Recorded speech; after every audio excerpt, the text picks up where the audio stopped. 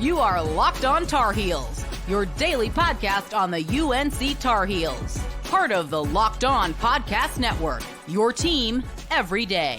We talked yesterday specifically about Jonas Aidoo from Tennessee, the transfer. If you haven't watched that, you should go check it out. It's great.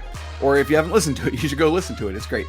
Today, we're going to talk about the other big man that we're looking at very seriously right now for North Carolina, and that is Rutgers transfer Cliff Omoruyi. Omoruyi is a big dude, just like Armando Bacot, very similarly sized, 6'11", 240. He's from Nigeria, but as I said earlier, he came to play basketball at Roselle Catholic in New Jersey, same place as Simeon Wilcher, where he went last year. So, makes a lot of sense that he's been at Rutgers. He's played 4 years of college basketball, just like RJ Davis, but that means that he has 1 year of COVID eligibility available to him, and he wants to use it. North Carolina would be a great place for him to do so. 2 years ago, Omoruyi was second team All Big Ten and All Big Ten defensive team. This most recent year that just finished was honorable mention All Big Ten, but once again found himself on the Big Ten All Defensive team. Are you noticing a trend there? You should be, because I'm laying it on thick, folks. Last year, here are his number averages: 10.4 points a game, 8.3 rebounds, 2.9 blocks a game. I'm a big old fat fan of that. One thing I'm not a big fan of is just 61% at the free throw line, but did shoot 51.2% from the field. The year before that, his junior year, almost averaged a double-double in Armando Bacot territory, 13.2 points a game, 9.6 rebounds a game, and 2.1 blocks. So each of the past 2 years, he's averaged double-digit points, just shy of double-digit rebounds, and in the 2 blocks per game range. I will take that. In fact, 2 years ago, when he was so close to averaging a double-double, he led Rutgers in points, in scoring, rebounding, and blocks. That's unique. I love that. A couple things, he's the kind of guy that has taken threes in his career, but he's a guy that lives in the paint, basically. That's where you want him to be and to stay and to live. Last year shot 62% at the rim, and 67% of his field goal attempts came from there. That's where he needs to be, just in less than 3-second increments at a time, because you don't want to get whistled, but whoever whistles that. A couple other strengths I want to mention. Obviously we just talked about the blocks per game. Well, let's put it in percentages. He has a 12.7% block rate. That is absurd, and the highest of any of these guys we've talked about in recent days, whether it was Aduthiero, who, is smaller and would play a small ball 4, but a higher block rate than Aidoo brings to the table as well. In fact, he has 221 career blocks. Contextualize that for me, Isaac? Sure, I'd be happy to. If he had played for Carolina for 4 years, that would put him 4th on the all-time Carolina blocks list, behind only 3 guys whose names are Brendan Haywood, John Henson, and Sam Perkins. Maybe you've heard of him. He would right now is ahead of what Armando Bacot did in 5 years. So, yeah.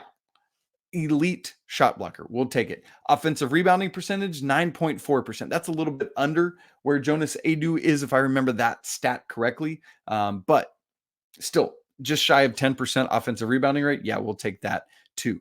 Another thing that's interesting to me, as the roller or the pop guy in screen and roll or pick and pop kind of action, has 1.31 points per possession. That puts him in the 85th percentile in the nation. And so that's something that you think about, like, let's say you're on the floor with both Elliot Cadeau and RJ Davis. Obviously, we don't know for sure what's going on there, but let's just imagine that world. And he's got that capability in pick and roll game or pick and pop game. Come on. Yeah, I want every bit of that. But what's neat about Omoruyi is he is a difference maker, truly, on both ends of the floor, but it primarily shines on the defensive end. But I think part of the reason we don't right now say that about his ability on the offensive end of the court is, apologies to Steve Pikiell, the head coach at Rutgers. He's been playing at Rutgers, whose offense is just not good. It's a shambles. So you bring him to Carolina, there's a lot more there. Now, Omoruyi, again, is not somebody you look at as a stretch five. You don't want him getting out and shooting. He would not be what Danny Wolf or Jalen Washington bring to the table. You want him for his rim protection, for his rebounding, for his go up and get this lob and just dunk it kind of game. And that, by the way, is my favorite thing about what he does. Omoruyi just dunks everything you throw at him. 2 seasons ago, as a junior, going into the NCAA tournament, he led the nation in dunks at that point. It's just bringing everything to the table. And so, by the way, when you think about that, he was doing that with Rutgers guards. He was not doing that with Elliot Cadeau, who was one of the best passers in the entire nation. So if I'm Cliff Omoruyi and I look at this and I'm like, oh, so my guards could be Elliot Cadeau and RJ Davis. Where do I sign, right? Like, that makes a ton of sense to me. A strong point guard is going to be phenomenal for unlocking some of what Omoruyi brings to the table offensively. One thing I would like to see his field goal percentage come back up was just 51.8% from the field this year. But heading into last year, he was 54.9% from the field for his career. That would have been fourth. That was fourth all time at Rutgers. So I almost look at what happened this year as something of an anomaly. And again, when you have better offensive players playing around you, like he would at Carolina, you got to think that number, that percentage goes up, right? So, because it's not just good enough to look at what his numbers have been, you got to try to project what would he be with this roster around him. It's kind of like you look at what Harrison Ingram had to try to do basically on his own at Stanford. It's a whole different ball game in Chapel Hill. You look at Cormac, same thing. You get it. You're with me. Okay. Now, for a long time, as I said earlier, it has felt like St. John's is the clear leader to land Omoruyi. But that has, I don't know if it's stalled. There was like a scheduling conflict, but I'm always reading into that as like, okay, well, why didn't you make it work, right? So while Carolina is part of a tough group of Final 12, I mean, some of the other schools, UCLA, K-State, Georgia Tech, Georgetown, Baylor, Alabama, Oregon, Washington, Georgia, Mississippi State. Like, there's some, like, he just looks like a Baylor big to me, right? When you look at it. Alabama, Nick Pringle entered the transfer portal on Tuesday night. Omoruyi could fit in really well there. So there's tough competition that Carolina's got to go up against, clearly. But Armando Bacot's gone. Basically, nobody that does what you do is on the roster. There's so much availability to you in Chapel Hill. Now, something else to keep in mind. We talked about Oumar Ballo's asking price in NIL. No, thank you. Here's the thing you need to remember with Omoruyi. He is an international player, meaning he cannot like, people are working to find ways to allow international student athletes to benefit from NIL, but it's just not free range like it is for American students. And so that's less of a consideration with Omoruyi than it would be even with Jonas Aidoo. So there's something to keep in mind there too.